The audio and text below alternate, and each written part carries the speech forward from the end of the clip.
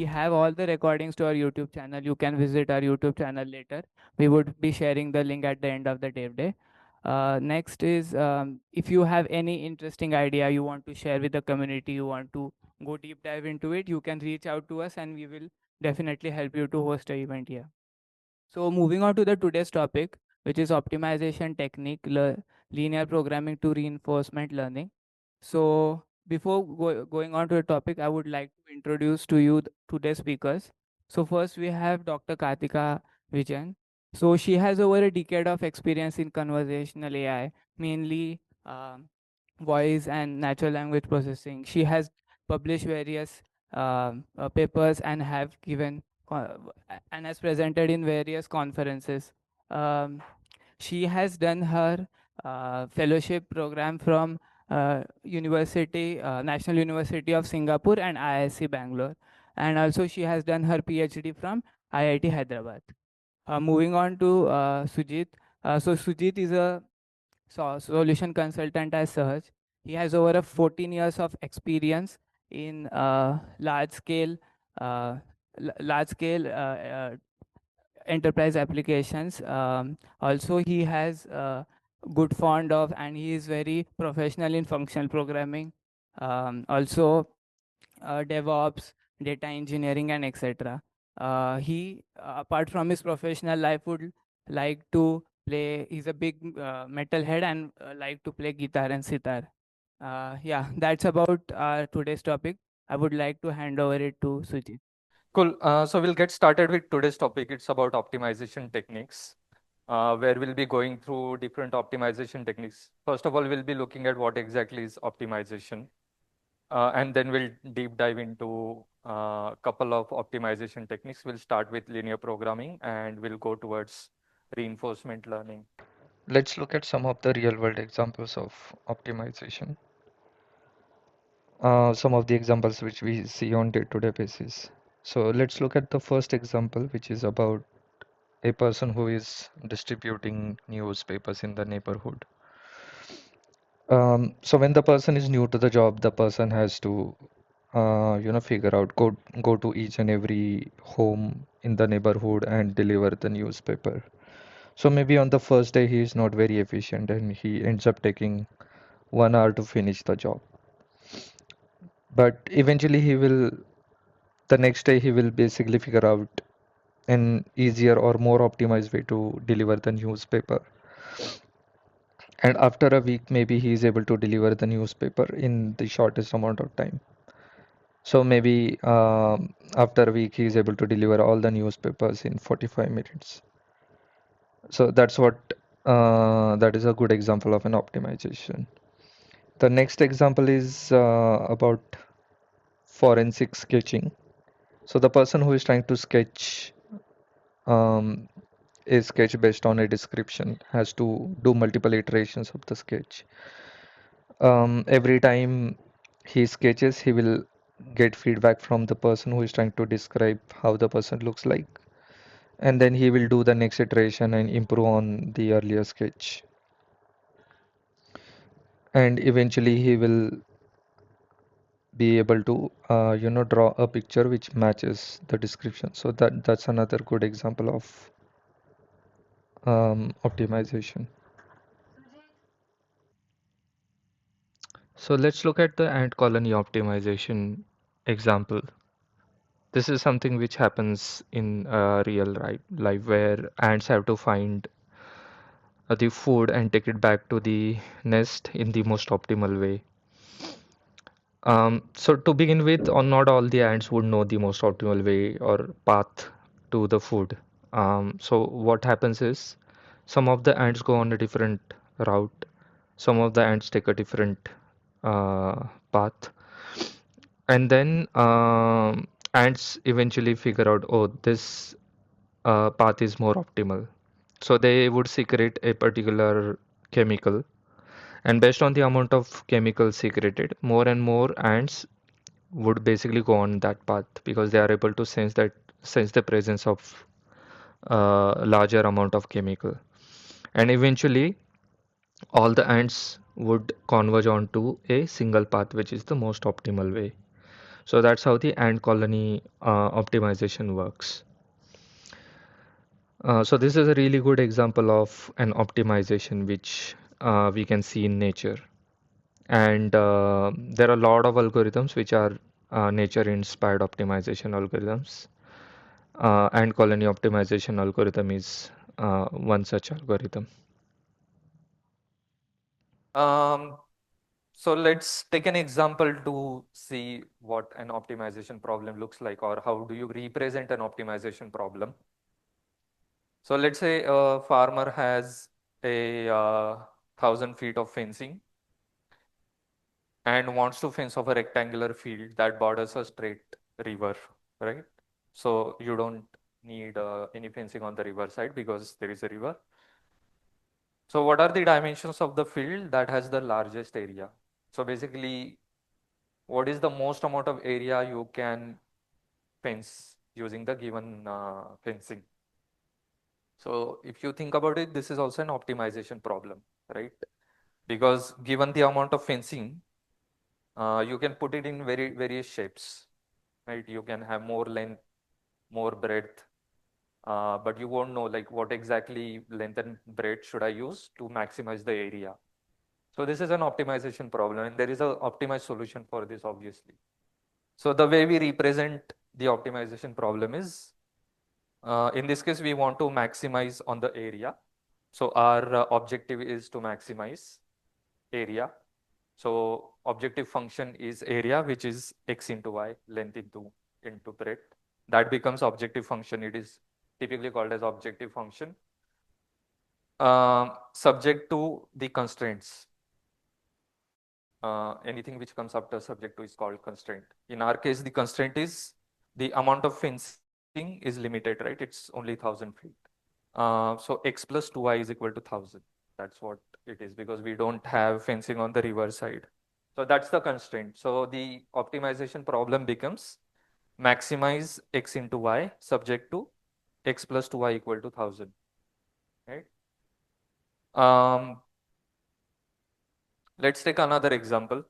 Similar example, a farmer plans to fence a rectangle pasture adjacent to a river. The pasture must contain 245,000 square feet of area. Okay. So what dimensions will require the least amount of fencing if no fencing is needed along the river? So it's very similar problem. It's just that uh, it's a minimization problem. What do we want to do is we want to minimize the amount of fencing needed to basically fence an area of 245,000 square feet. So the way you would represent this problem is minimize x plus 2y, right? Because x plus 2y is the amount of fencing needed. Subject to x into y is 245,000. So if you observe, the objective has become constraint in this problem, and constraint has become objective compared to previous optimization problem, right? The thing to note over here is it's a minimization problem. So optimization can be either minimization or maximization of something based on the domain, based on the problem at hand. You will have to choose whether you want to minimize on something or maximize on something.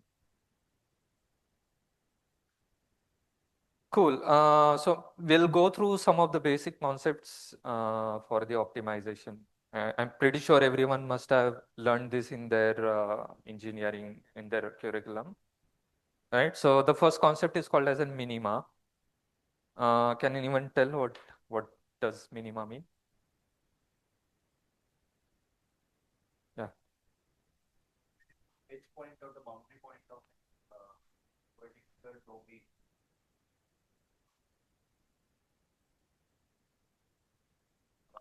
Going from here to railway station, Hmm. there are multiple paths. Hmm. Time taken. Let's take an example of time. Sure. One path takes 5 minutes. One path takes metro takes 5 minutes. By road it will take 20 minutes. So out of this, the minimum bandwidth, the minimum value that can be by Yes. mixing all these. Okay. Yeah, that's it. So minima is basically the minimum value for the given function in simple language. So for a given mathematical function, at what point the value of that function will be minimum. That is what the minima is. So in this example, the function is y is equal to x minus 5 square, bracket square. And on the right hand side, you can see the plot for the same. Can anyone point out where is the minima for this function? Yes, so it is at 0, right? That's where the minimum value is there for this function. Moving on to the next concept, similar concept like maxima. Similar to minima, the function is y equal to 25 minus x square. So maxima is a point on the curve where the value is maximum. In this case, that happens to be y equal to, sorry, x equal to 0, right? So that's where the y value is 25, which is the maximum value. So why we are going through these concepts? Because when it comes to optimizations, you are essentially trying to find either a minima or a maxima for a function, right? So this is a very simple example of a two-dimensional equation, but oftentimes your real optimizations problems would be more complex than this. So let's take a three-dimensional example, right? So the function is z is equal to 4 minus x square plus y square. So the curve looks like this, right? And you can easily tell what is the maxima for the curve just by looking at the plot. Okay. Cool.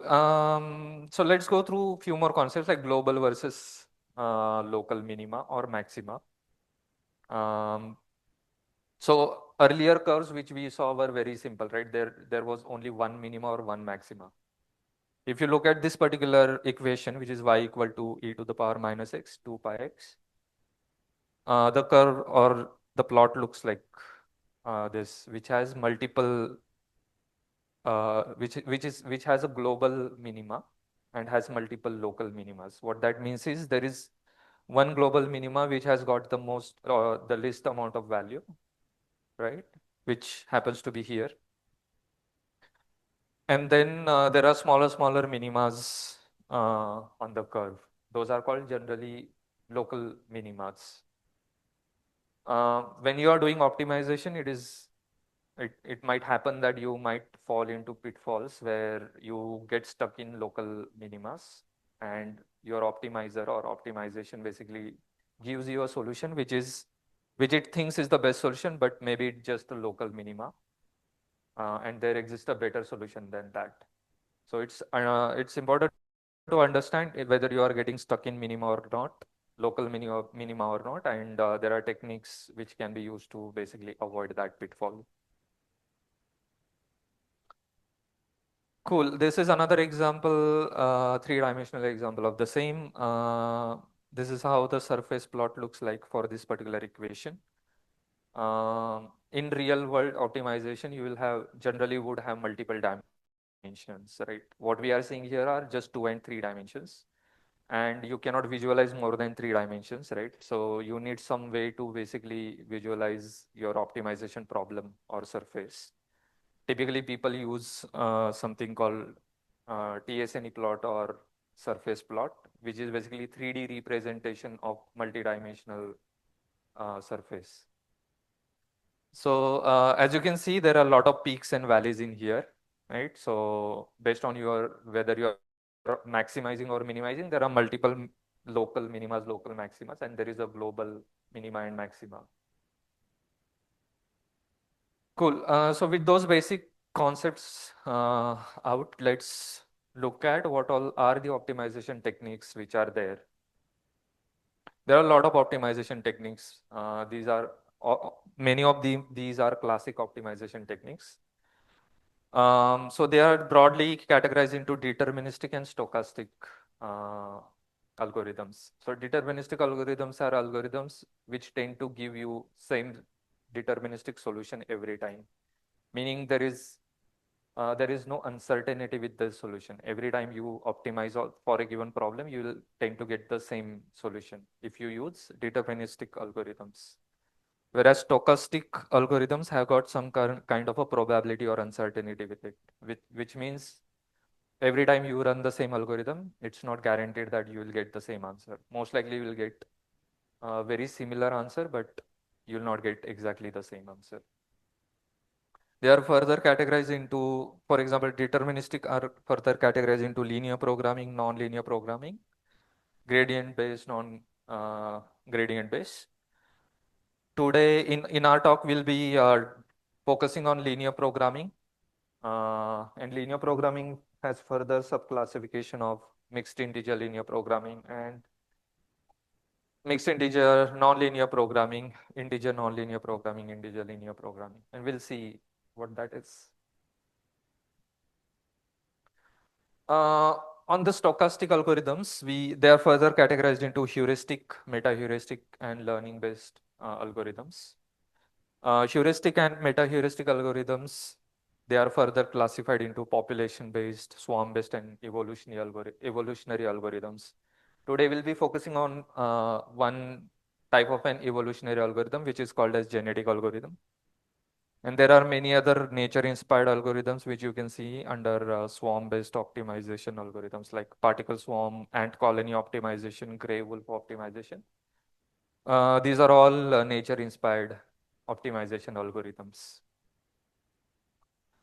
We'll be also looking at machine learning-based or learning-based optimization techniques like reinforcement learning. So these are the three algorithms we'll be focusing on in today's talk.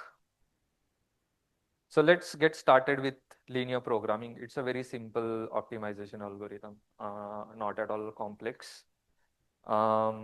Everyone must have done linear algebra in their curriculum, so it would be very easy to relate as well. So let's start. So linear programming is a technique that uses linear equations to find the best solution or optimized solution for a problem. This technique was first applied in 1930 by an economist to solve resource allocation problem. It was widely used during World War II by US Air Force to do the resource allocation in the optimal way, subject to multiple constraints. Right? So how do you basically allocate resources so that there would be multiple constraints, like you have limited number of X items, or you need to prioritize certain people, certain areas, etc., etc. How do you do that? You can linear programming was used to solve that problem in World War II. Cool. So let's take a hypothetical optimization problem. So let's just say Surge Air is a new domestic airline in India, and it aims to optimize flight scheduling to minimize cost and maximize aircraft and crew utilization while meeting the demand of all the routes. So this is what the optimization problem is. Right. So we'll start with a simple problem and then we'll make it more complex and we'll see what techniques can be applied along the line. So for the first problem, let's keep it very simple. Let's just say we have 100 Airbus A320 aircrafts, and we have 50 Boeing 737 aircrafts, right? Each aircraft has a different cost of operation and different profits which can be generated if we use that aircraft uh, for a flight, right? And there are different crew requirements for each kind of an aircraft. For example, Airbus needs 6 crew members and Boeing needs 4 crew members at least. And we have 400 crew members available, right? And the maximum total cost we have is 50 millions. And our goal is to maximize the profit. So the problem statement is how many Airbus A320 and how many Boeing 737 should I select so that I get maximum profit while the cost remains under 50 million and the overall crew utilization doesn't exceed 400, right? So this is how you would translate that problem into a problem formulation. So this is another terminology you will hear quite often, problem formulation for an optimization problem. So what are the variables in our problem? So we have two variables, number of Airbus and number of Boeings, right? So let's say X and XP are those variables. So the first constraint we have is number of X's cannot exceed 100 because we have limited number of Airbuses, they cannot exceed 100. So the first constraint is X is less than 100. Similarly, number of Boeings cannot exceed 50, so XP is less than 50. Also, the cost of operation shouldn't exceed 50 million. So total cost of operation would be basically number of Airbus into the cost of Airbus plus number of Boeing into cost of Boeing, which translates to 500K number of Airbuses plus 400K number of Boeings should be less than equal to 50 million. Right? These are all mathematical equations, linear equations. And there is another constraint which says the total crew utilization should not exceed 400 because we have limited crew as well. Since Airbus needs 6 and Boeing needs 4, 6 into XA plus 4 into XP should be less than 400. That's another constraint we have. And our goal is to maximize profit, right? So our objective function is profit for Airbus into number of Airbuses plus profit for Boeing into number of Boeings. So in this case, it is 50K into XA plus 45K into XP, right? That's called objective function. That is also linear. Does anyone know what is a linear function or what is a non-linear function? Because we are talking about linear programming, we should also understand what is a linear and non-linear function. Anyone?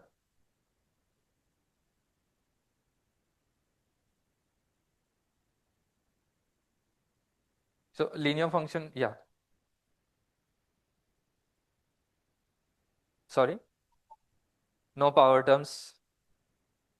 Yeah, no divisions, no averages. So basically anything which can be added together, that's a linear function, right? Or any function which is, if you plot, if it looks like a line, that is a linear function, as simple as that. So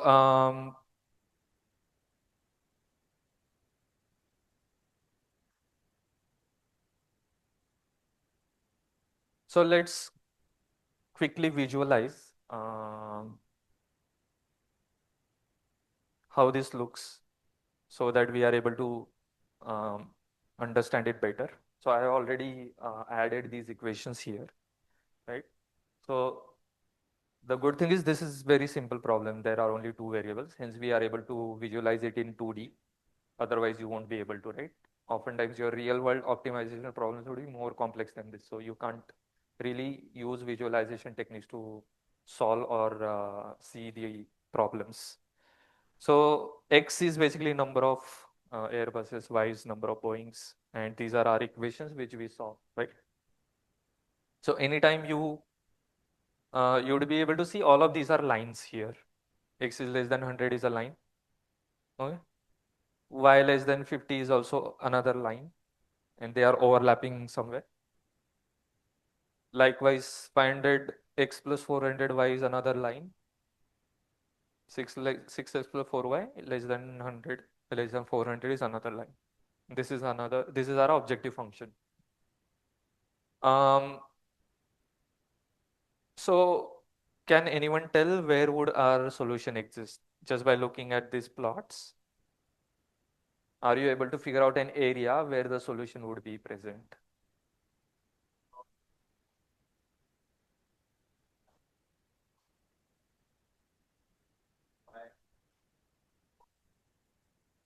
Yeah. Yeah. So basically, sorry? Extreme points is where the solution would be there, but the valid solutions are also present within a particular area. That is generally called as a feasibility region, right? So the area which is encompassed by all these lines is basically feasibility region. That is where your optimized or valid solution exists or feasible solution exists. So any point which falls in that area is a valid solution which fulfills all the constraints, not necessarily optimal solution. So there is a difference between feasible and optimal solution, right? So let's plot a line for objective function, which is this green line, right? And we'll basically see, so we have to maximize value of this, right? So let's try and run an animation which will basically show. So the direction in which the value of the line increases is perpendicular to this green line, right? And if you see after this point, if it goes beyond this point, it is going out of a feasible region, because the feasible region is this overlap of all the regions is basically your feasible region where feasible solution exists. So I'll just pause it here. So if we take this point, right, this is also a valid solution, but it is not the optimal solution. It is still fulfilling all the constraints, but there exists a better solution than this, which will give better profit, right? Because the value of our objective function in this case is lesser than, let's say if I slide it further versus here, right? This is clearly a better solution than the previous solution because the value of this function is higher, right? And if we continue to do this, at this point where x is equal to 33 and y equal to 55, this is the point where you will get the optimal solution. This is the point where the value of this function is maximum while meeting all these constraints, right?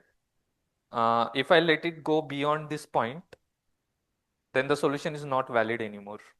So let me just change it to 5000. So if it goes beyond this feasible region, all the value of this function is getting increasing. There are certain constraints which are not being met.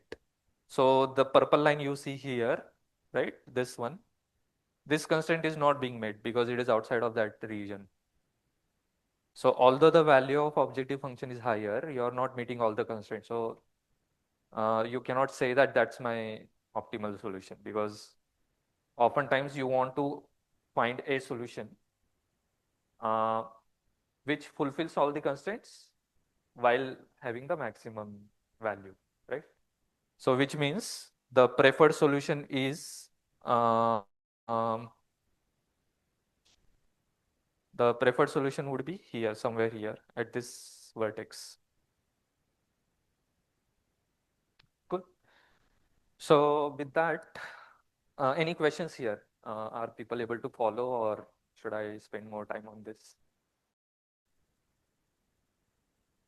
Any questions? No? Yeah, in this case, we are trying to maximize the value of the function. So yeah, it's maxima.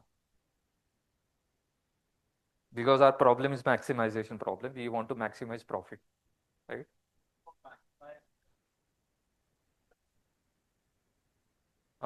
Sorry, I didn't get the question. Other factors would also be considered in ideal case, or only like the constraint we are getting it as input are only considered. Yeah, so any constraint you want, you have to feed it in, right? So for example, in this case, we fed these many constraints because we wanted a solution which was able to fit within all these constraints, right? So if you want to find a solution while it adheres to certain constraints, you have to feed those constraints in. For example, if I remove this constraint, then the feasibility region has now changed, right? Now the optimal solution would be somewhere here.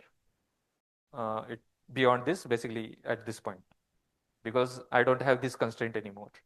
But as soon as I add this constraint, that is not a valid solution anymore. The valid or the optimal solution is here.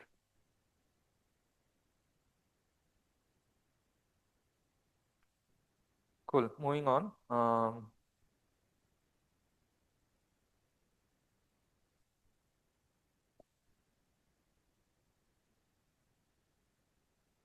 I'll just close this.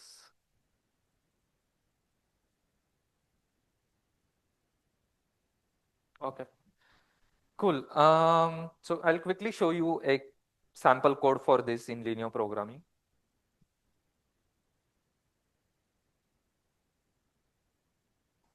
Okay. Yeah, I'll do that.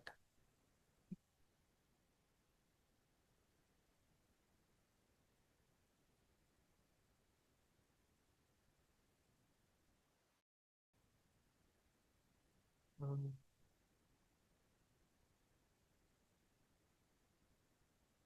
Not able to see it.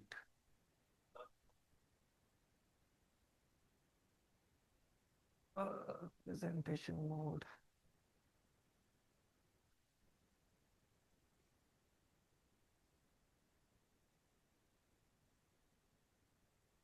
Control.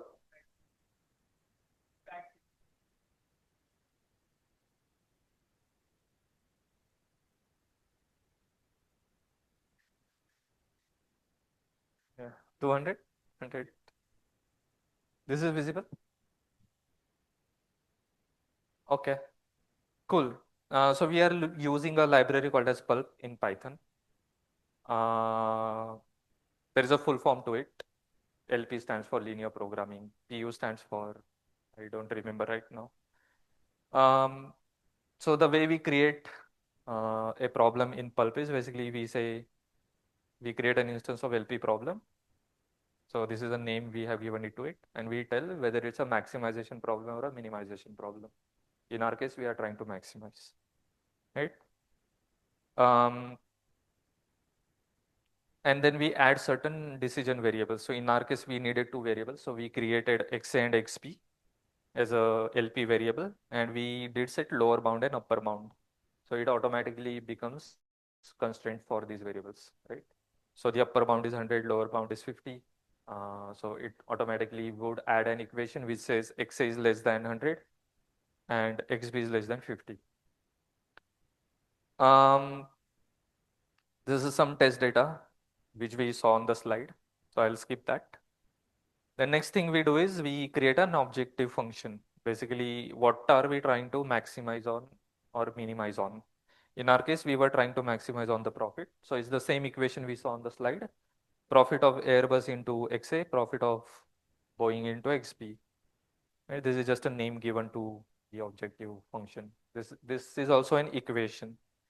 So if you add any equation without a right hand side, that will be considered as an objective function by the pulp.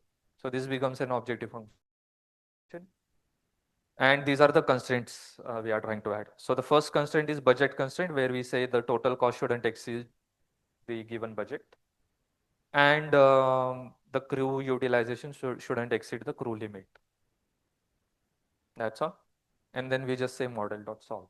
Very simple, right? Like you don't have to do anything, and all the magic is being taken care by the solver. We'll talk about that later on.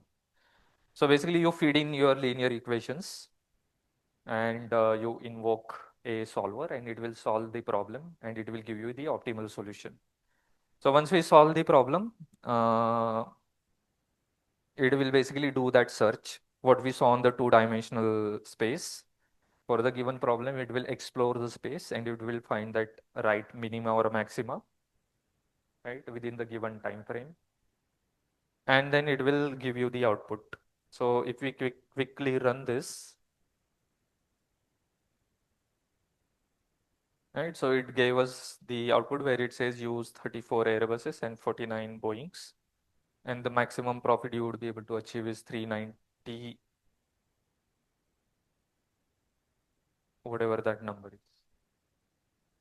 So any questions?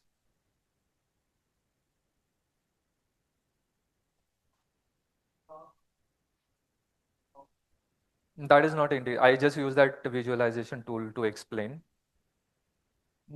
Not related to this. It's just some visualization tool I use to explain how equations and feasibility region looks like. Internally, this will create a, this is basically a mathematical model, right? You are feeding in math equations.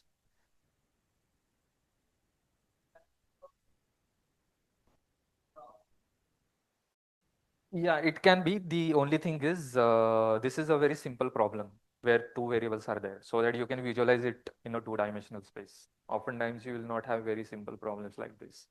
You would have hundreds of variables, thousands of variables, which means you cannot really visualize it on a 2D plot or a 3D plot. Even if you try to, it becomes little difficult. There are a couple of plots you can use, like TSNE surface plot and all. Those are more applicable in GA than LP.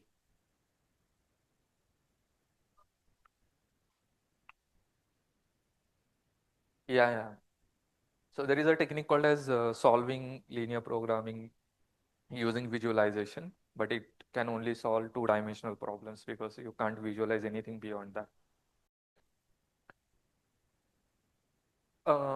Cool. So we got our optimized solution, right? 34, 49, and maximum profit we saw. So, so this also, this video explains what a feasibility region is. Let me go back.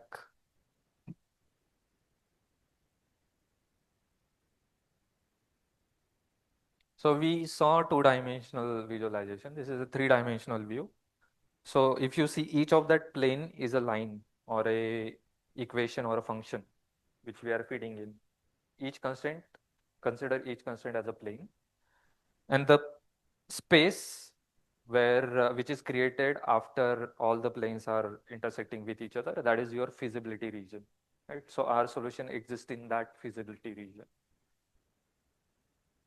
So linear programming will basically try and create this space and will explore this space.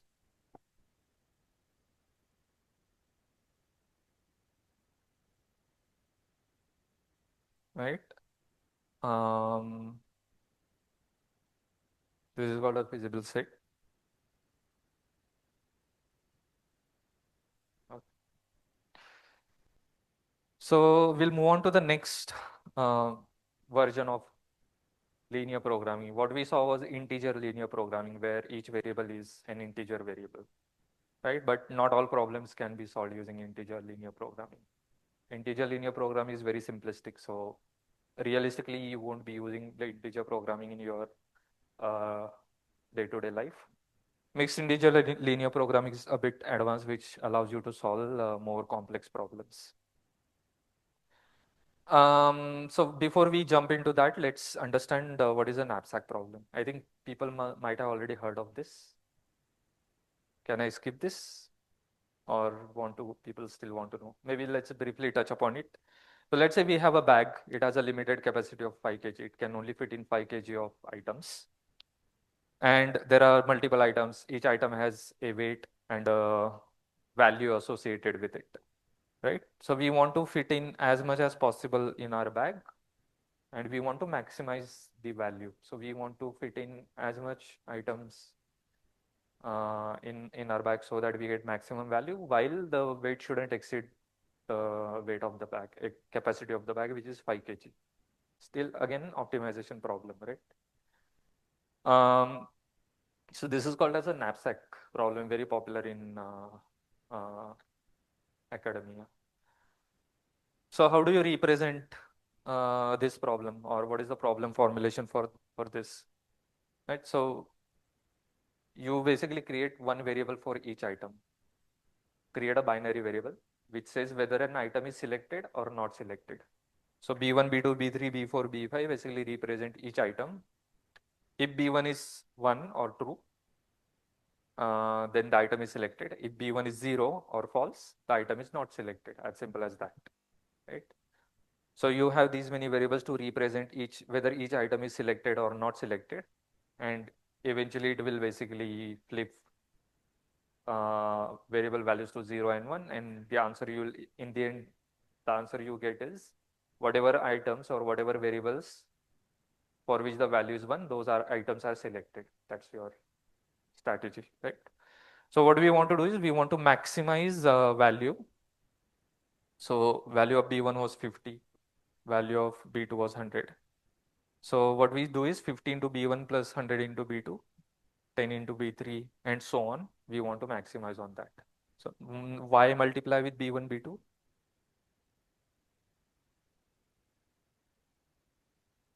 It's a variable, right? So basically when B1 is 1, this value will be 50. When B1 is 0, the value will be 0, right? So the total cost, not cost, but the value, total value can be calculated using this function. Subject to this is our constraint, and the constraint says the total weight shouldn't exceed 5 kg. So weight of B1 plus weight of B2 plus weight of B3, B4, B5, if they are selected, shouldn't exceed 5. Okay. So these are two simple linear equations. The reason it is called as mixed integer linear program is because we are using integer as well as Boolean variables, which are non-integer variables. Right? And then you basically solve the problem, you will get an optimal solution. So I'll not show the code for this.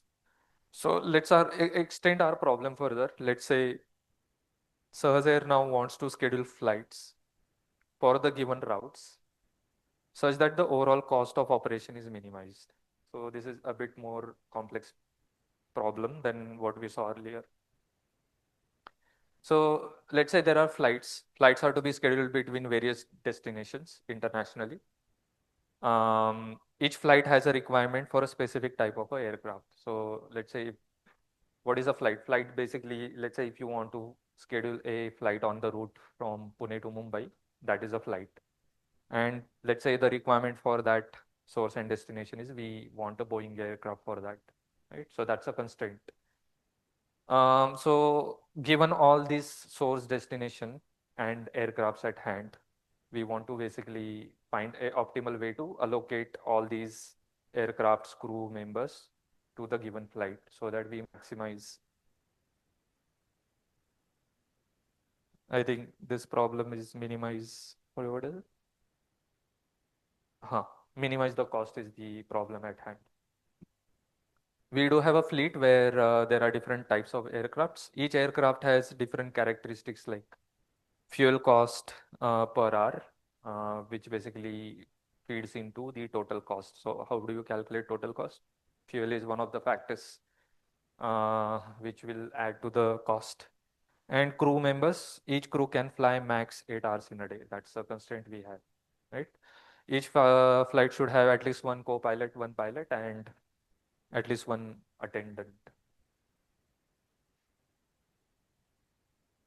Right, so let's say we have flight routes like F1, F2, F3 up to F100, and this can be a big number as well. These are the source and destination. These are the kilometers, and there would be hours associated with the flight duration.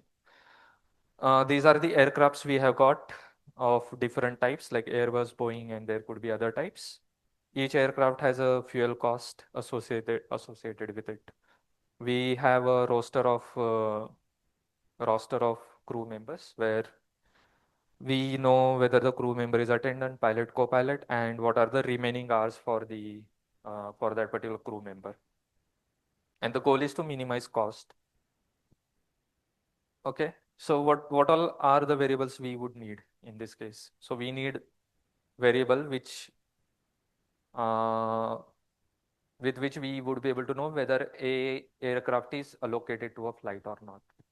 So let's say F1A1 is a variable which tells me whether aircraft A1 is allocated to flight F1.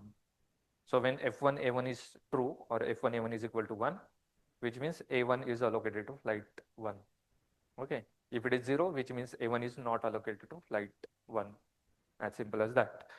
So there are different combinations, then F2A2, F1A2, and so on. There would be millions of combinations of basically number of flights into number of aircrafts, those many combinations of, so those many variables would be created.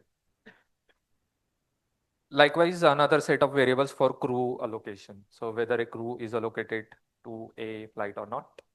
For that, we would have F1, C1, F2, C2, and so on. Okay, these are Boolean variables again.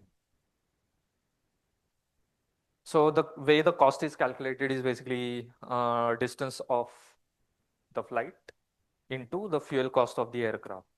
So let's say if F1 A1 is allocated to F1, the cost of using aircraft A1 for flight F1 is distance of flight 1 into fuel cost of aircraft 1, right?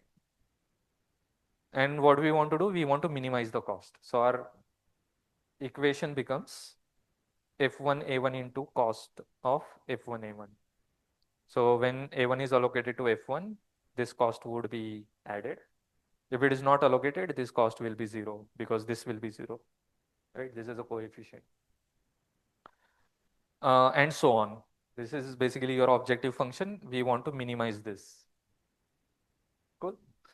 Subject to, for each crew member, we want to make sure that the crew hour constraint is met, meaning the total number of hours shouldn't exceed the remaining hours.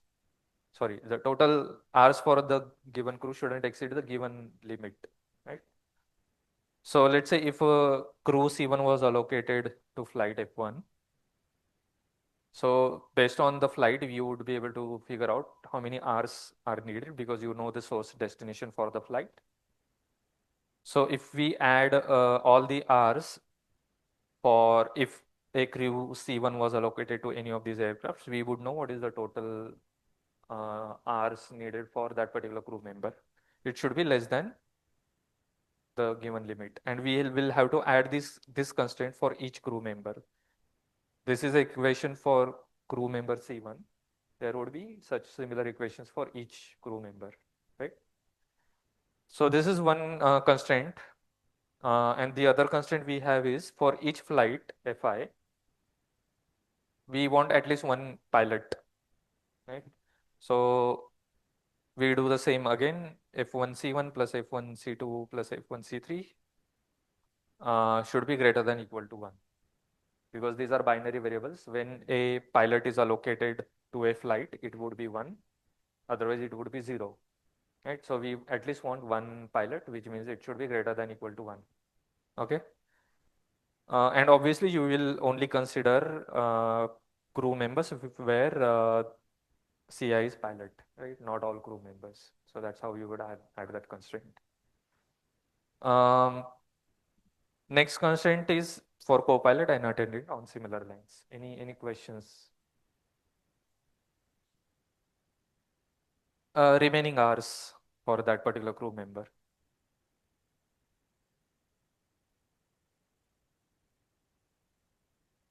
Yeah.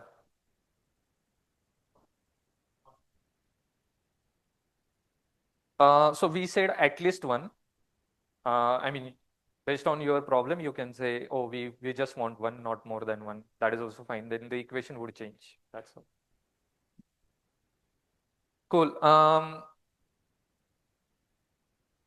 So some of these constraints are hard constraints, right? And some of these constraints are, so if it is not possible to find a solution which fulfills all the constraints, then the problem is called infeasible. Let's say it is not possible to fulfill a constraint where crew member C1 minimum hours are not being met, or it's exceeding the minimum limit or maximum limit.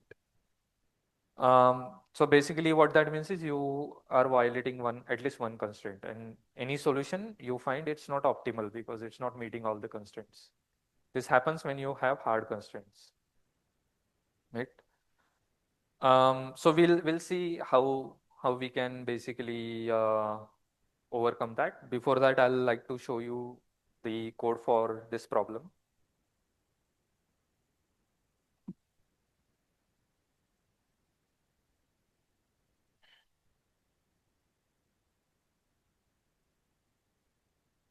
Right.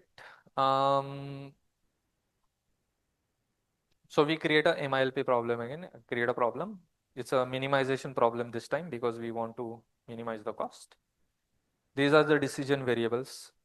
So we create a decision variable as a basically tuple, which says if a aircraft A is allocated to a flight, then this would be true.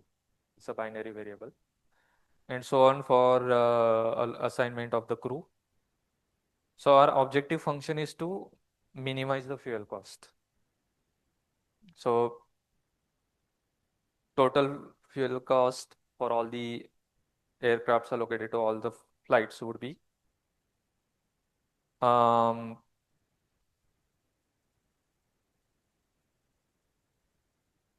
for each flight and for each aircraft, if it is selected, then take the duration hours into, we have aircraft, we know what aircraft is selected, take the fuel cost per hour for that aircraft, right? And you do the LP sum. So basically sum of all these individual costs would be total cost.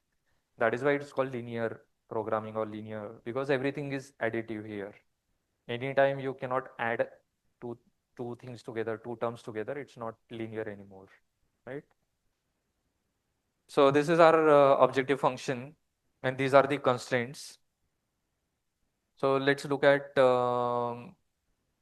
this constraint. Each flight is assigned exactly one aircraft of the required model, right? So we know what is the required model for the given aircraft. So we find out all the matching aircrafts, and then we add a constraint which says when an aircraft A is allocated to flight F from the matching aircraft, it should at least be one. The total sum should be at least one. So this is the way you will add constraints. So I'll not go through all the remaining constraints, but I'll just run the code, and eventually you will get a solution where it says for flight ID F1, allocate A1 aircraft, and these are the crew members which you can allocate. Right? This is the total fuel cost, total cost for that allocation, right? So the total cost of this schedule is 62,250. Okay. So going back, so we were talking about hard constraint. These are the hard constraints, right? And anytime you violate a constraint, it's going to say it's infeasible solution, and it will not give you any solution. Right? It would say it's an infeasible problem to solve. But in real world, you cannot fulfill all the constraints for any optimization problem you are trying to solve, and you oftentimes you have to compromise on certain constraints to be able to get a solution which works for most of the constraints, and it is okay to compromise on certain constraints which you maybe don't care about or care less about. Yeah.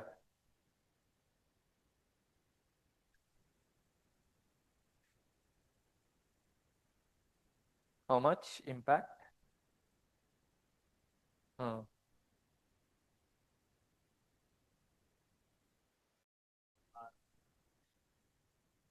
yeah, so that's not a really hard constraint as such, right? Is what you mean. So are you saying that we can compromise on that constraint and still find a hmm.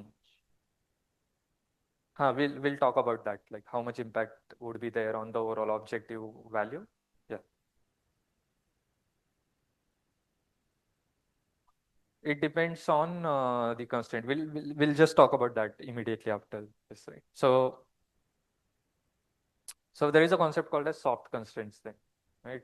So oftentimes it is okay to relax certain constraints. So for example, crew member. Earlier we had a hard constraint which said it cannot, no, crew members cannot fly more than 8 hours. It's a hard constraint. But realistically, you can say each crew can fly between 8 to 9 hours max. So it is okay to go till 9 hours. In worst case scenario, the crew can still stretch beyond 9 hours. But we definitely don't want that to happen. So there is a way to achieve that, right? So the ideal is 8 to 9 hours, but in worst case, it can go beyond that. So the way we achieve that is if a constraint is violated, we impose a penalty for that. What does penalty mean is we saw that earlier we saw objective function has a objective value and we are trying to maximize that objective value, right? If it meets all the constraints, we don't impose any penalty. As soon as it violates any constraint, we impose a penalty, which means we subtract some value from the overall objective value so that the objective value comes down and that solution doesn't become lucrative anymore, right? Or that's not optimal solution. Maybe there exists a better solution which fulfills all the constraints and has a better objective value. But violating constraint is not acceptable. Hence, we want to impose a penalty, right? But in certain cases, there will not be any solution which fulfills all constraints. And there is a better solution which violates one constraint and which is acceptable. So for that, you will have to tune the penalty. So the way it works is, there is something called as penalty free zone or free bound zone. Right. So in our example, the crew can fly between 8 to 9 hours max. So this region basically from 0 to 9 hours is a penalty free region.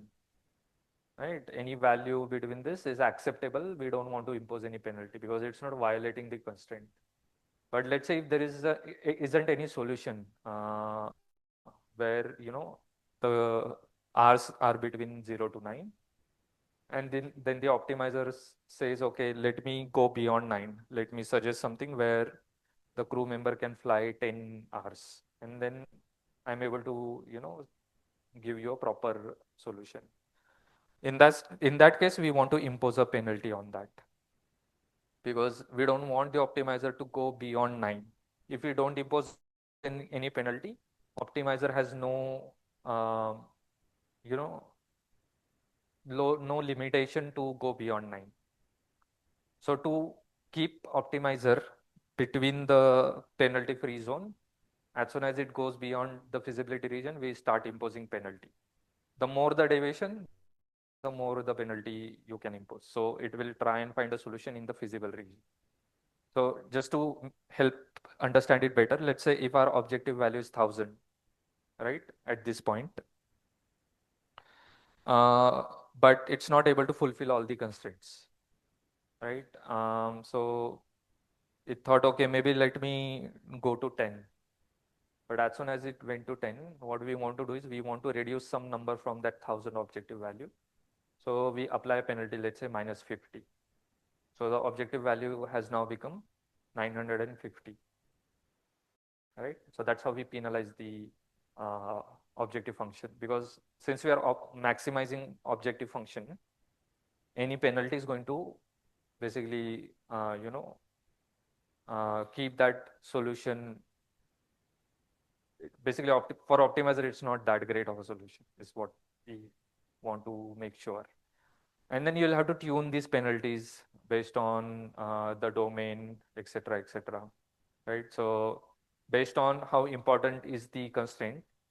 For example, having a pilot is a non-compromisable kind of a constraint. So it's a hard constraint, but maybe co-pilot, compliance aside, but let's just say it's okay to not have it, right?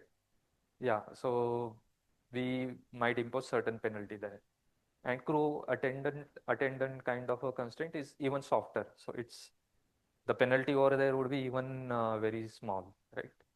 So stricter the constraint or the important the constraint, higher the penalty is what you'll have to use. If you want to use a relaxed constraint, because it is not that important, you can use a relaxed penalty, very small penalty, so that it is okay to have more deviation for that constraint. So it is okay to have less number of attendants, but it is not at all acceptable to have, pilot and co-pilot, any compromise on that.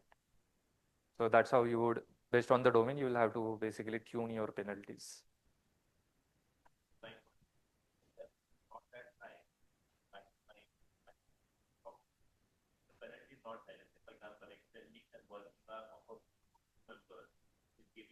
More profit than the penalty that I'm kind of imposing. Both the solution will always be towards having some penalty over not having penalty. Can you repeat the question again? The constraint is for a member below 9 hours. But let's say if the penalty on a member is not that high, but having that member working 1 extra hour, let's say, to take the profit of what the penalty is. Yes.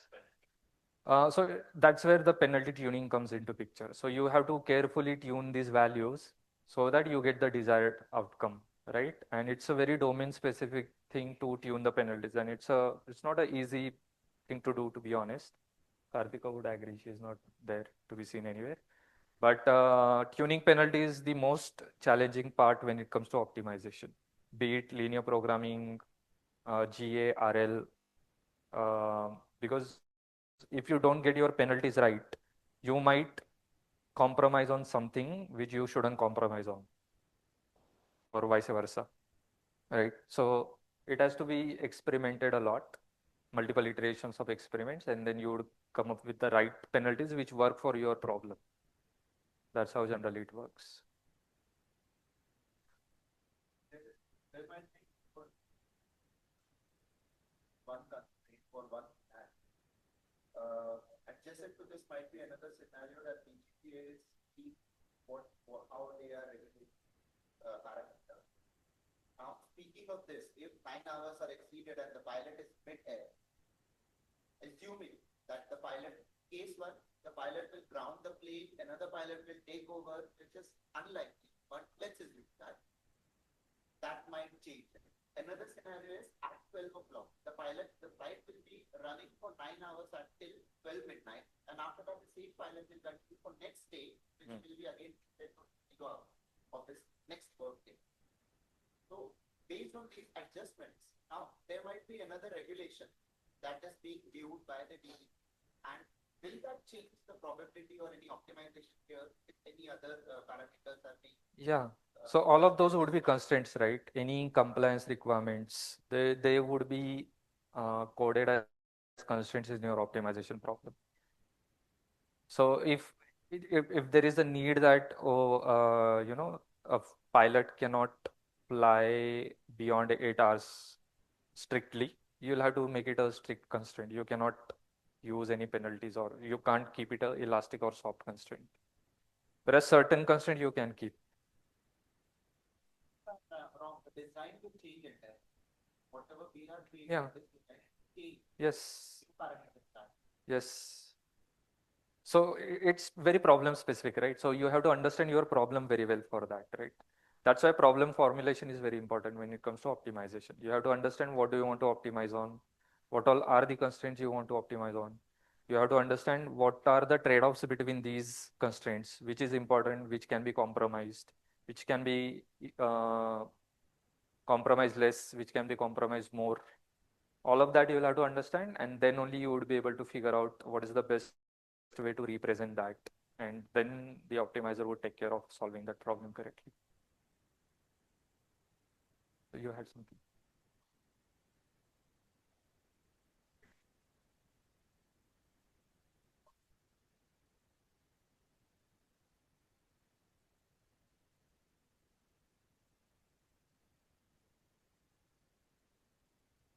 Yeah, so it doesn't work like that, right? So for example, penalty, when you are imposing a penalty, it is subtracted from the objective value itself, right? Only one. Cool. So this is how it looks, right? So we take a slack variable.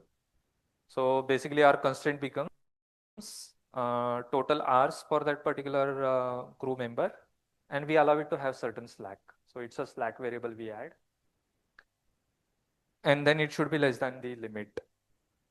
And for the given slack, we impose a penalty in the objective value. So we subtract certain value, and we have to tune this coefficient over here. Also, more the slack, the more the penalty would be imposed. So that means the optimizer is not, he's demotivated to go beyond certain value, because if it takes more slack, the more penalty is going to be imposed, your objective value will come down. So that's a balance which can be achieved using this coefficient, penalty coefficient. That's the tuning thing you have to take care of. So trade-offs and penalty tuning, basically not all constraints are the same. Some constraints are more important than the others and need to be enforced strictly. for which we talked about how can we use penalties for that, right? While some constraints are soft and can be relaxed, heavy penalties are imposed for stricter constraints, and lower penalties are imposed for softer constraints. Penalty tuning plays an important role in the defining these trade-offs, and it's a different topic altogether. So earlier we saw there are different kind of solvers for linear programming. So pulp is just a framework to represent a optimization problem or linear programming problem. It doesn't solve the problem on its own. There are different solvers to solve linear programming problem, right? Some of them are open source, some of them are proprietary. So these are certain benchmarks. CBC is the most popular open source one and seems the slowest one as well. Gurov is another popular proprietary solver for linear programming, which is very fast and it is expensive as well in terms of license cost. So we have used CBC in one of our project. It works really good for our problem. Based on the complexity of the problem or scale of the problem, you might have to explore other proprietary solvers to speed up the solving of the optimization problem. So let's talk about when to use linear programming or when can we use linear programming. So we can use linear programming when your objective function and constraints are linear. They are linear functions. You want a guaranteed globally optimal solution. So because it's a deterministic algorithm, it is always going to find the same solution every single time you run the algorithm for the given constraints. You need a fast and scalable solution. It's very fast compared to other techniques. Avoid when your objective function or constraints are non-linear. Your input data is uncertain but can be described probabilistically. And we'll talk about that in one of the sessions for RL. Karthika will be taking us through how can we apply RL.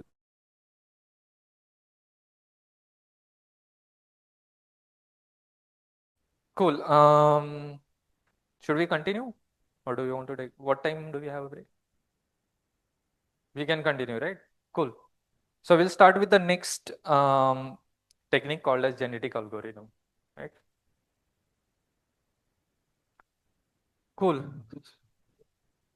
So I think that was a lot of heavy stuff till now. Let's watch an interesting video. This is the development. Like any other species, we produce offspring. Lots of offspring. Although the offspring inherit many characteristics of their parents, no two individuals of the population are exactly the same. This variation is vital to the survival of the species, as only a fraction of the leucopodes will actually survive long enough to reproduce themselves.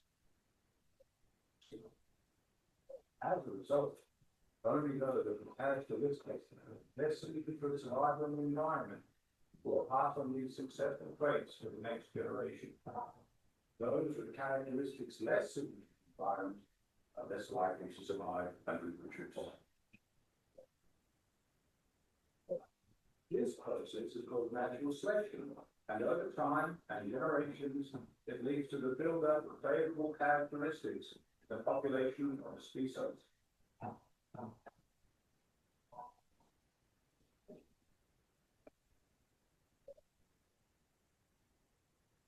The result is a transformation of a population over time to suit its environment. This is known as adaptation.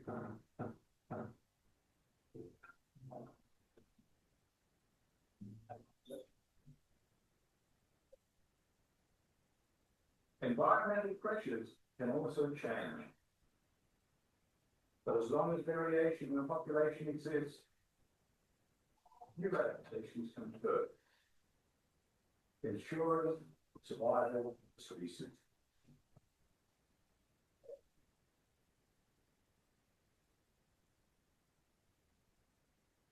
Cool.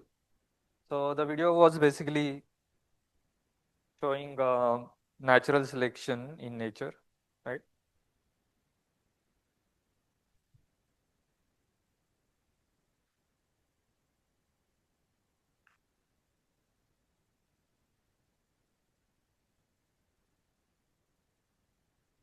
So genetic algorithm is basically nature inspired algorithm. It's inspired from the natural selection which you can see in nature, right? Um, so this is a theory about how giraffes have got their long neck, right? So when there used to be grass available on the ground, it was very easy for giraffes to feed on the grass which was available on the ground. But then with the changing climate and all, when the grass disappeared, the only source of food was trees, right? And the giraffe population had um, varying individuals of different neck length, right? Some might have had shorter length of the neck, some might have had longer necks. So obviously the giraffes which had shorter neck, they wouldn't be able to survive because there is no food available which is reachable. And giraffes having longer necks could easily survive, right? So which means the giraffes having longer neck, they were able to reproduce because they could survive. And then the same trait was passed on to the next generations, right? And that's how that trait became an important trait, and that got passed on to next generation, and that's how it becomes. That's how the most of the population goes towards that particular trait, and that's how all the giraffes have got all long necks, right?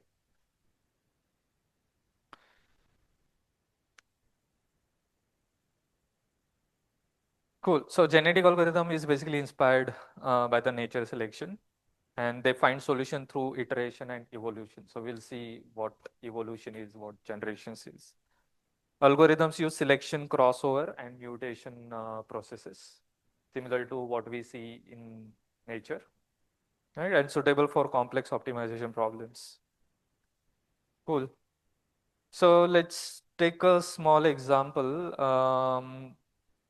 So any genetic algorithm basically begins with an initial population of individuals, right? And that population is generally very diverse in terms of traits, right? The next thing we do is we figure out what is the fitness for each individual within the population. Now, what does fitness mean? In this case, is fitness is the value which decides how desirable is that particular individual, right? In case of optimization problem, fitness function is similar to your objective value, right? So more the fitness function, more desired that particular individual is, or that solution is considered more or apt for the given problem, right? So the most optimal solution will have the maximum fitness out of all the individuals. Cool. So we calculate fitness for each individual, and then we do random selection, and there are different techniques to basically select individuals based on the fitness. So let's just say in this case, these two individuals got selected. They seem to have 50 and 100 as the fitness. And then they do crossover to create offsprings, right? So in this case, these two parents did create 4 offsprings. And you can see that the traits got mixed with each other, right? So what that basically allows is the trait which is desirable, which increases the fitness value of an individual, gets passed on to the next offspring, right? And then we again, so after crossover, there is another thing which can happen. This is very optional, is mutation. Even in the real world, um, mutation keeps on happening, right? Some people have different color of eyes, right? That's a mutation. So it randomly happens in any of the gene, right? So in this case, as you can see, this particular dog has got a white spot in here. That's a mutation which got introduced. And then we calculate the fitness.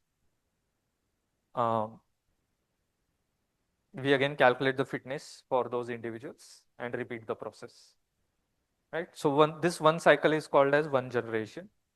where we select random individuals from the population, and they do crossover to create offsprings. There is optional mutation which may or may not happen. And then we again evaluate their fitness, and then the process continues. So what happens is, over a period of time, the fitness of these individuals keeps on going up and up because more desired traits are getting passed on to the offsprings, which drives the fitness value. In a hope that eventually we'll get a solution which has got the maximum fitness value approximately, right? So that's how basically the genetic algorithm works. Very similar to what we see in nature. Okay. So let's take a simple example to help understand it better. So this is a very classic problem used when it comes to understanding genetic algorithm, is finding a square root of a number. So we have taken a simple number 625. Everyone knows what is the square root of 625. But how do you go about finding the square root, right? You can't just mathematically calculate that. You need a different technique to be able to figure out what is the square root of a number. We can apply genetic algorithm in this case. So let's see how. So we create a random population of individuals. So each individual is basically a solution, right? For our problem, what is a individual? Basically a number is a solution, possible solution, which means it's an individual. And similar to what we see in nature, since we want to do crossover mutation, right? These are all the terminologies related to chromosome. We want to represent that individual in a form of a chromosome, right? So that it contains traits, and we would be able to basically play with those traits to, generate better individual. So what we have used here is a binary encoding of the number or the individual. You can use real world encoding as well based on your problem statement. So let's say we have these many individuals. I've just shown 4, but there would be thousands of individuals to begin with. Each individual represents a number in a binary format. Okay, and each number is a potential solution. So this is initial population. The next thing we do is we calculate the fitness value for each of the individual, for which we write a fitness function. It's very similar to the objective function, because what we are trying to do is we are trying to maximize the fitness, meaning that becomes your objective function. We are trying to maximize on that. So in for the given problem statement, what can be the fitness function? We want to as close, the square of the individual should be as close to the target number. That is what can be a fitness for our problem statement, right? So for example, if the number is 22, the fitness is 22 square minus target number 645, 625, 45, 25. So it's 141 and so on, right? So clearly this solution is better than any of these solutions, because since this is a minimization problem, because the fitness would be 0 when the difference between individual square and target number is 0. So it's a minimization problem. It's not a maximization problem. So this individual is clearly better than these other individuals. This individual is better than these two. These are far off, right? Like 8 and 7 are far off. So clearly those are not fit individuals in terms of our fitness value for the given problem statement, right? Sorry?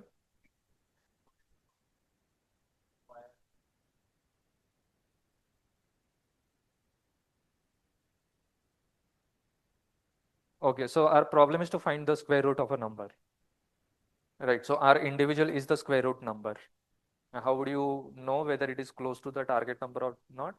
Square the individual number and find the difference. That's why we are squaring the individual, which is 22 square, and then finding the difference between target number and the individual square. Target number is bigger, 484. So it's absolute value here. So I forgot to mention that. So because we want to minimize, right, and Basically, the deviation is in absolute terms, either on this side or that side, doesn't matter. It needs to be close to 625.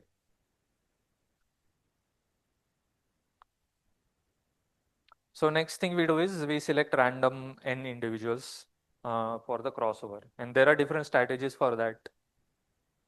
Tournament selection is the most common popularly used. Rule wheel selection is another most popularly used selection strategy. And there are many more. So tournament selection is basically out of all the individuals, it will randomly select any two individuals. And it will compare the fitness value of those two individuals. The individual which has got a better fitness value will be selected for crossover, right? And this process is repeated until you get n individuals for crossover. So let's say in this case, it ended up picking up these two individuals for crossover out of all the individuals. Realistically, there would be more number of individuals for crossover, and that number can be tuned based on your problem. So let's take these two numbers. The respective fitness values are also there. These are the chromosomes for those two numbers. Let's see what is a crossover. So crossover is basically two parents crossing over to create offsprings or children, right? So basically what happens is the chromosome of both the parents gets intermingled and you get new offspring. That is what the idea is. So we randomly find a crossover point. Let's just say we want to swap first two genes from the chromosome and create two new children where first two bits are changed, right? So this children has got first two genes from the other parent. The remaining three are from this parent and vice versa. So we got two new solutions, potential solutions based on the earlier two solutions in a hope that fit individuals would generate fitter offsprings, right? So we got these two children. This is called as a single point crossover because we took a random point on the chromosome and we just swapped chromosomes from that point. And there are different other techniques for crossover like multi-point crossover is there, uniform crossover is there. You can use whatever is applicable or better for your problem. This is most commonly used single point crossover, it works. Um, so after crossover, we have two parents and two offspring. So totally we have four individuals in a population. So those two parents can also participate in the next generation, right? But before that, let's look at the mutation like we saw earlier. After crossover, you can do optional mutation based on a certain probability. Why do you need mutation? Because many times what happens is just crossover is not able to give you that diverse population so that you are able to go to the best possible solution, right? So to introduce that randomness in the population, you can just randomly change a bit or a gene of any chromosome for of the offspring, and you would get a new individual with potential hope that the population would be more diverse, right? Earlier we talked about getting stuck into local minima, local maxima. This is kind of a technique which helps come out of that local minima, because if we don't do this, many times over generation, it keeps on going into the same loop of solutions. To come out of that, mutation is kind of a strategy which would help. So let's just say in this case, we randomly took a bit and we swap it, right? So out of these four individuals, for the first individual, we swapped um, this 0 to 1 here. And for this individual, we swapped this 1 to 0. That's the mutation we have done. So we got new population. Next we do is, now we are into second generation. The first generation is over, crossover was done, mutation was done. Next is we evaluate fitness of the new population. So the new population has fitness like this. clearly this has got a better fitness, right? 96. So we are getting better and better, right? This process will continue for multiple generations. Now, how many generations? That is something you will have to tune again, 200,000, 10,000, or until you find the right solution. All kind of strategies you can use, right? That is again very specific to your problem. And eventually, after n generations, we would converge towards a solution where the fitness is the most optimal fitness. In our case, since it is minimization problem, the expected fitness value is 0. And that solution will be 25. Right? So let's quickly look at a sample implementation of this particular problem.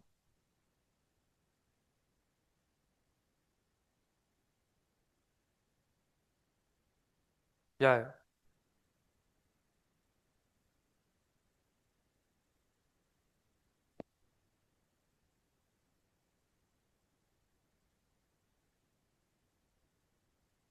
Better?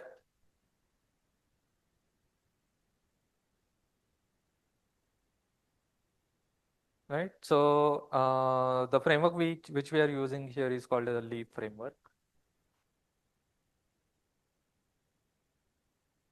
So we define a problem for our optimization, which says it's a square root problem, right? And this is a fitness function or evaluate function, which we have defined,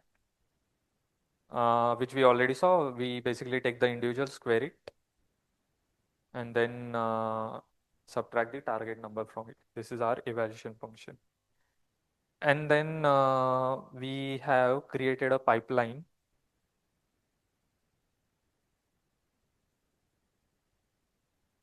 where we have defined the selection process is tournament selection, select 2 individuals. And then we have also defined mutation. The expected number of mutation, we have said 1, so it would do 1 mutation every generation. This is the crossover strategy we have used with a given probability. And the evaluate function which we saw, we have already defined. Right? And I'll also show initial population where we have created random population of the numbers.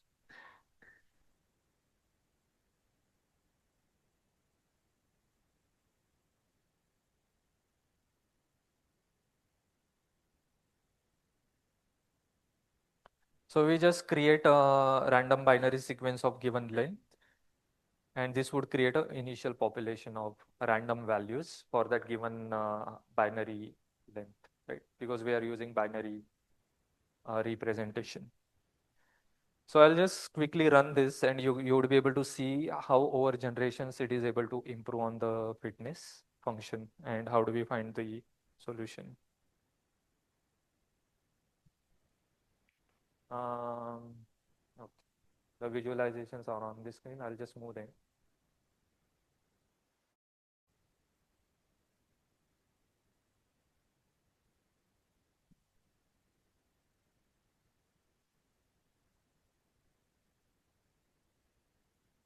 I'll just rerun it.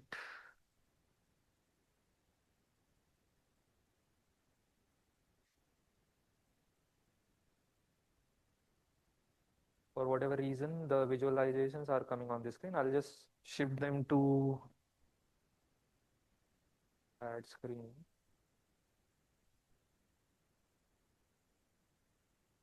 Okay, so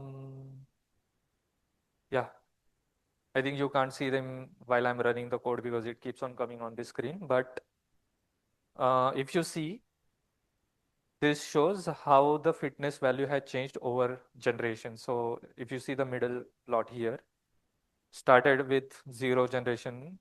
These are number of generations here. We went up to 100 generations max. The initial fitness value was somewhere around 250,000. And then after certain generations, it started going down and eventually it reached very close to 0. I mean, it reached close to 0 here itself. and then it didn't do anything mostly. It just tried to improve on the same solution, but obviously there is no solution better than that, so it got stuck into that loop. So our optimal solution was found in few generation itself, like here itself, right? And if I show you the logs,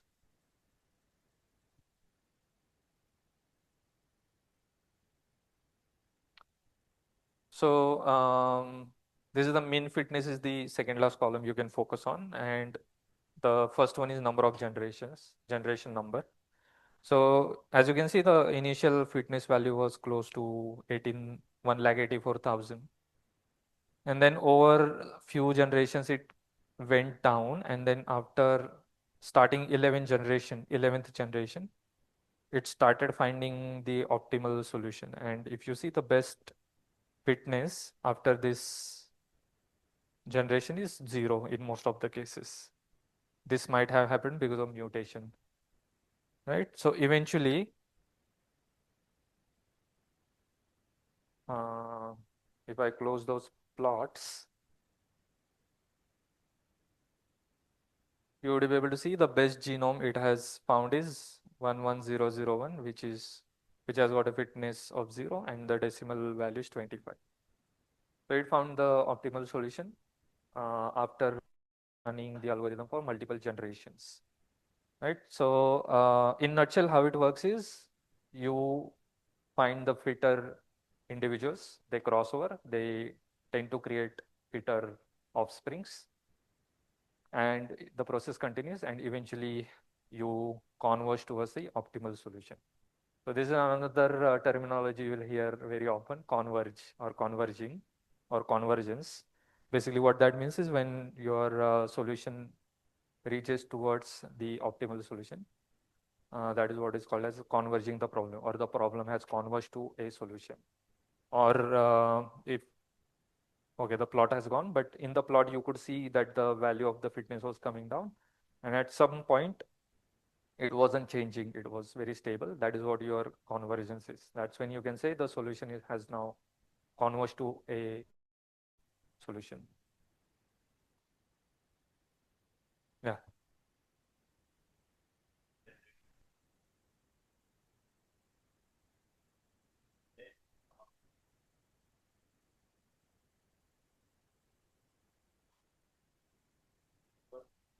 If you're getting more and more better just out of the offspring, Hmm. then a mutation might cause like a complete deviation, right? So will Yeah. mutation be introduced, or should mutation be introduced? If you feel that the offsprings are not able to give you a better solution, or you just randomly introduce mutation as well. So you can enable or disable any of these strategies based on your problem, right? You can just live with crossover. Most of the times people just start with crossover, don't use mutation at all. But if you see problems with that, if your solution is not converging, if you are getting stuck into local minima, if you don't have diverse population, mutation would help, because then it would randomly introduce that individual, which is very different than what you have, in a hope that it will come out of that local minima. And also you'll have to tune those parameters as well. So how much mutation you want to do, right?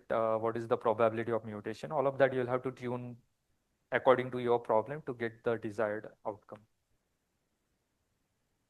There are more strategies than these, like there are strategies like elitism and all, which we are not going to explore, which do also help up to certain extent. They are not always used, but if needed, they can be used to make your search better. Cool. Let's move on. I think we have less time left.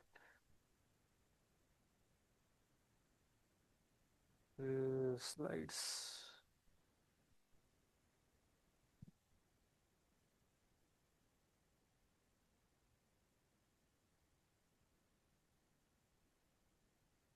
Cool. So the best individual we got is 25 with the fitness of 0. Cool. Now we'll extend our flight scheduling problem further. Let's make it more complex. And then we'll apply genetic algorithm for the same and see how it goes. I think Kartika will take us through that.